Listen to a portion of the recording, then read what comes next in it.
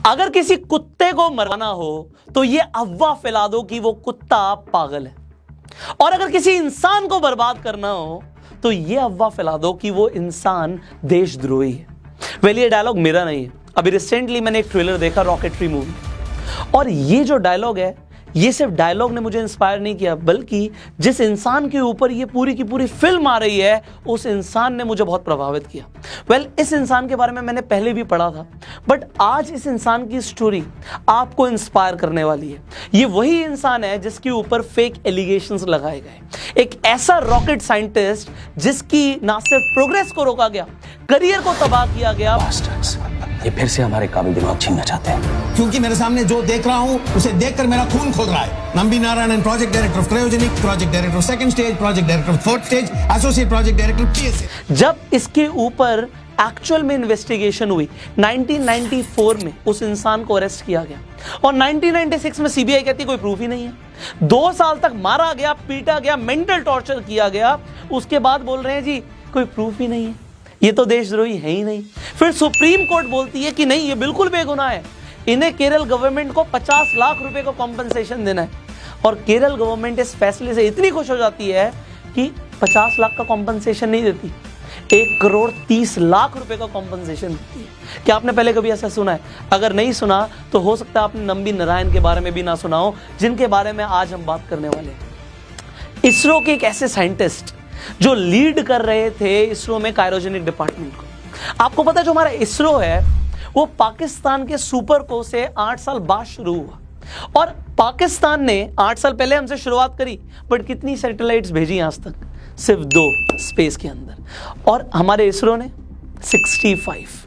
आपको पता है नेक्स्ट सैटेलाइट पाकिस्तान का भेजने वाला है स्पेस 2040 में, और इसरो तब तक दोबारा से एक बार मंगलयान भेज देगा, दोबारा से वो हो सकता है चंद्रमा पे भी पहुंच जाए, और हम वीनस तक पहुंचने वाले हैं। 2040 तक की हमारी प्लानिंग है। हमारा जो इसरो है उसकी जितनी तारीफ की जाए उतनी कम है, क्योंकि पिछले 40 साल में इसरो ने जो खर्चा किया है, नासा उतना हर साल खर्चा कर देता है। और जो हमारे साइंटिस्ट हैं जो इसरो में काम कर रहे हैं, उन्हें लगातार ऑफर्स आते हैं कि नासा में आके काम करो, बट ये लोग वो नहीं है जिनके पास कभी नासा का ऑफर आया नहीं है, इन्होंने अप्लाई किया जी, नासा ने रिजेक्ट कर दिया। ये लोग वो हैं जिन्होंने नासा को रिजेक्ट किया कि हम अपने इंडिया के लिए, अपने भारत के लिए काम करेंगे। बट जब ऐसे लोगों के ऊपर फेक एलिगेशंस लगते हैं तो मुझे बड़ा बुरा लगता है, और मैं आपको यह बताना चाहता हूं कि आज इस वीडियो के बाद आपको अपने दिमाग को यूज करना है। जब हम किसी को अच्छा मानते हैं तो उसके मंदिर बनवा देते हैं, और जब किसी को बुरा मानते हैं तो रातों रात उसे देशद्रोही बोल देते हैं। हुआ क्या था मैं आपको बताता हूं। 1994 में जब नंबी नारायण लीड कर रहे थे इंडिया के इसरो को, वो नेक्स्ट लेवल की टेक्नोलॉजीज को प्लान कर रहे थे। हमारी डील्स हो रही थी रशिया के साथ, फ्रांस के साथ, स्कॉटलैंड के साथ। आपको पता है उस टाइम पे इसरो बहुत तेजी से आगे बढ़ रहा था, बट यूएस को यह मंजूर नहीं था, और भी जो फॉरेन कंट्रीज हैं उन्हें मंजूर नहीं था कि इंडिया आगे बढ़े। इंडिया आज नासा से आगे निकल सकता था अगर ऐसे फेक एलिगेशंस नहीं लगते। मालदीव्स की 2 लेडीज को अरेस्ट किया गया। उन लेडीज का नाम था मरियम रशीदा और फौजिया हुसैन। इनके पास से जब इन्हें अरेस्ट किया गया, मिलते हैं रॉकेट डिजाइन जो इसरो के थे, और ये बोल देती हैं कि ये रॉकेट डिजाइन्स हमें नंबी नारायण ने दिए। बस इतना ही बोलती हैं, और इनका प्लान था कि हमारी नेबरिंग कंट्री पाकिस्तान को ये डिजाइन्स बेचेगी, और उसके बाद बहुत पैसा मिल जाएगा। तो ये जो फेक एलिगेशंस लगाए गए, इन फेक एलिगेशंस की वजह से नंबी नारायण को घर से उठा लिया गया। 50 दिन तक तो उन्हें जेल में रखा, और 2 साल तक क्या मार पिटाई हुई है उनकी। आप ट्रेलर देखेंगे तो आपको सिर्फ एक फील मिलेगा, बट जब इंसान वो सहता है ना, वो सह नहीं पाता। आपको पता है नंबी नारायण ने ऐसे फेक एलिगेशंस के बाद सुसाइड अटेम्प्ट तक किया, बट उनकी फैमिली ने उन्हें सपोर्ट किया कि नहीं, हमें लड़ना है। अगर हमने गलत एक्शन ले लिया तो लोग हमें गलत ही समझेंगे, जब हम गलत है ही नहीं तो हम लड़ेंगे। और उन्होंने लड़ा, और बाद में इंडियन गवर्नमेंट ने उन्हें ना सिर्फ बेगुनाह बोला, ना सिर्फ कॉम्पनसेशन दिया, उन्हें पद्म भूषण तक दिया। तो आपको ये जो स्टोरी है ये मैं क्यों बता रहा हूं? ये इसलिए बता रहा हूं कि आज जो हमारा यूथ है ये इंस्पायर हो। जहां पे आज बच्चे सोच रहे हैं ना हम तो सीधा विदेश चले जाएंगे, वही इंडिया के लिए कौन कंट्रीब्यूट करेगा? हमारा मिशन है कि हम इंडिया में सेल्फ मेड लीडर्स प्रोड्यूस करें, and Nambi Narayan is the example of a self made leader, a self made man जिन्होंने जीरो से अपना सफर शुरू किया।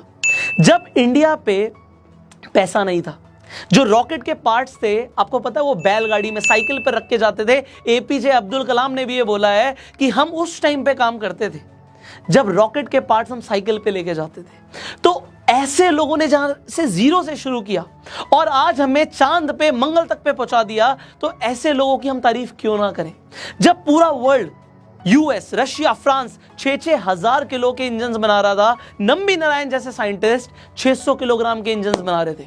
आपको पता है यूएस ने हमारी डील को, जो रशिया के साथ हो रही थी 1990s में, 235 करोड़ की, रशिया को फ्रांस ने ऑफर किया कि उसी डील के हम 650 करोड़ देंगे, इंडिया के साथ डील मत करो।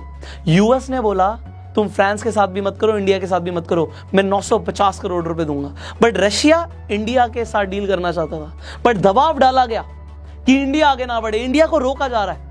बट इंडिया के अंदर ऐसा टैलेंट था, कोई लाख रोक ले, बट नंबी नारायण जैसे लोगों ने फिर भी क्रायोजेनिक टेक्नोलॉजी के साथ इंजन डेवलप किया, जो आज विक्रम इंजन हमारे चंद्रयान में यूज हुआ, आज हम मंगल पे जा रहे हैं, वो टेक्नोलॉजी यूज हो रही है, ये हमारे साइंटिस्ट की देन है।